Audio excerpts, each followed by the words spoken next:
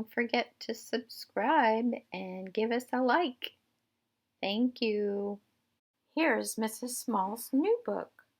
Look under Show More for more information.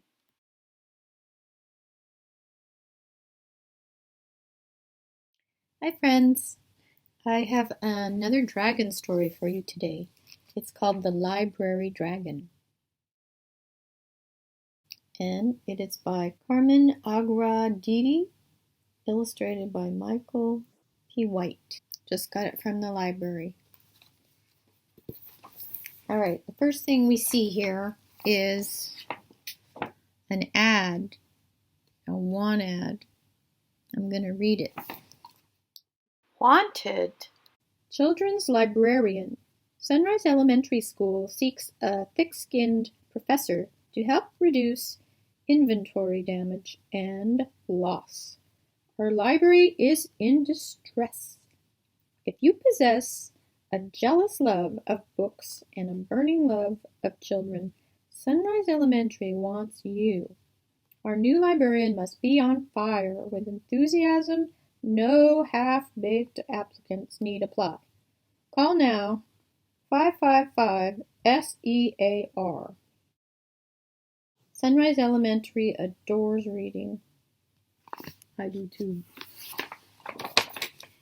Alright, Library Dragon. Let's get started. Sunrise Elementary School had a big problem. The new librarian, Miss Lotta Scales, was a real dragon. Miss Lotta Scales was hired to guard the library, and she took her job seriously. Hundreds of new, clean books replaced the old, smudged ones. These shining gems neatly lined the shelves of her library lair in perfect order.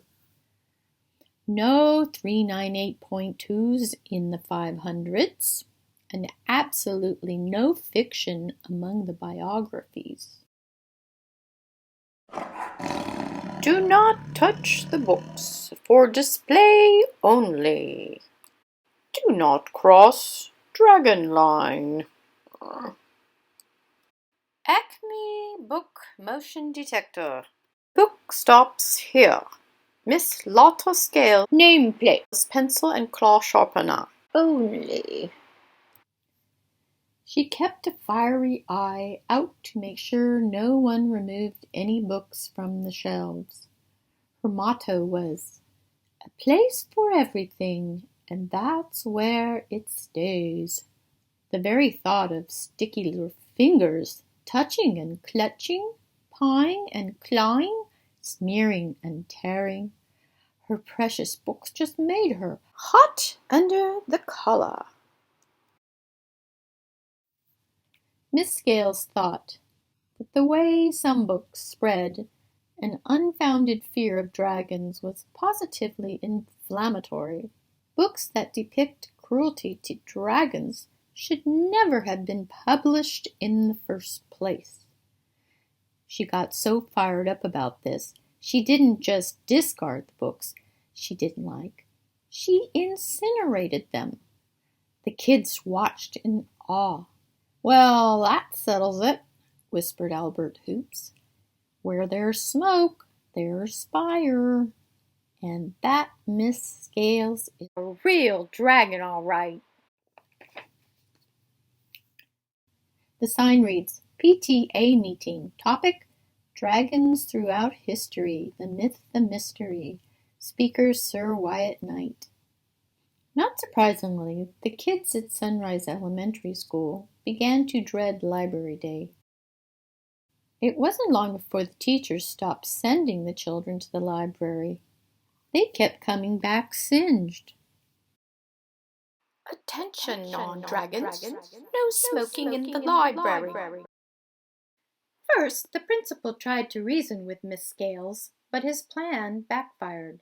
Instead of cooling her down, he just fanned the flames. "And finally, don't forget who does the hiring, Miss Scales," sputtered the principal. "Oh, really? And who does the firing?" asked Miss Scales, with a glare and a flare that caught his tie on fire. "Now cut that out," said the principal as he waved the smoke out of his face. "No smoking in the library," Miss Lotta Scales said dryly. Miss Lotta Scales smoldered as she listened to sweet Miss Lemon, the kindergarten teacher. "And most importantly, Miss Scales, dear, the children miss story time." Story time, blew Miss Lotta Scales. "Why, if I let the children touch these books with their gooey fingers and snotty noses, this library wouldn't last a week." And she stared so furiously at the teachers that they threw down their weapons and clanged out, all except sweet Miss Lemon. "You know, Miss Scales, we all love the books as much as you do, but the library belongs to the children." "Good night, Miss Lemon. You slay me," cracked Miss Scales. "Why, the idea of story time is simply medieval." The sign reads, PTA, emergency meeting. Topic, dragons. Now, the myth, the mystery. Uh-oh. Oh, me, that dragon. As usual, the dragon had the last word. "That Miss Lemon is a real spitfire," chuckled Miss Scales. But she had spewed so much smoke and fire at sweet Miss Lemon that she had to lie down for a nap. She was really dragon. In fact, she was burned out. "Being a library dragon can be such a lonely job," she mumbled sadly to herself as she heaved a mighty sigh and closed her scaly lids.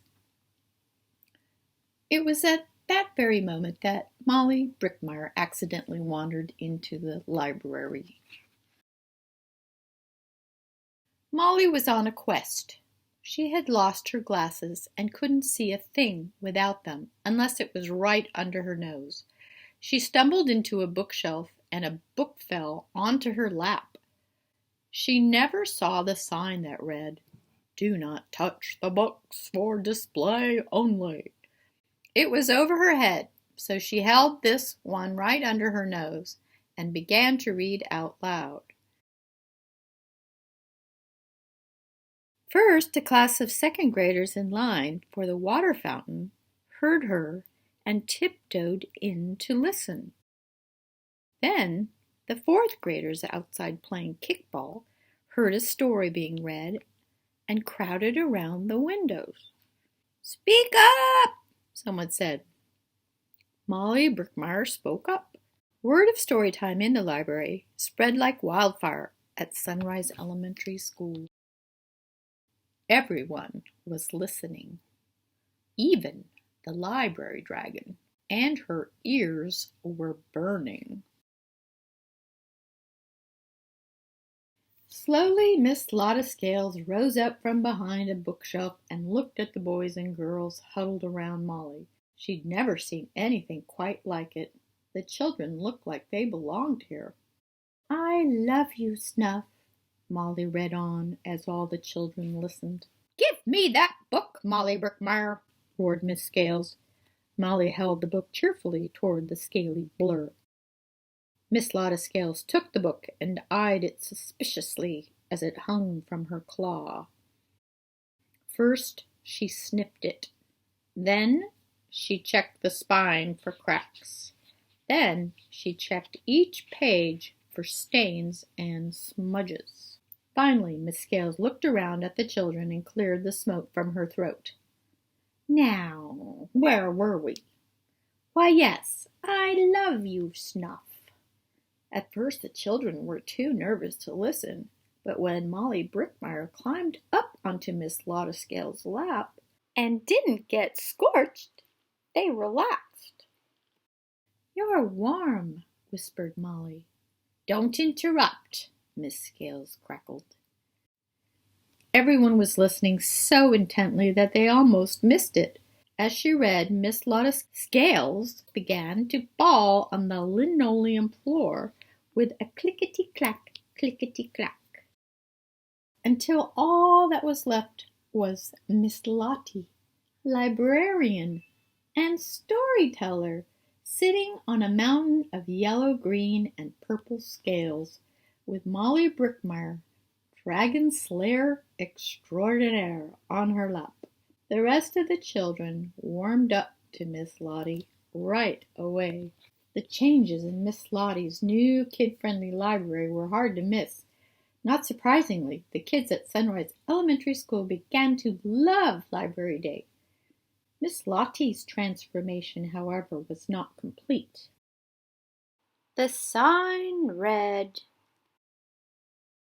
"Mind your library manners. Treat a book like you treat a friend. You don't wipe your nose on your friend.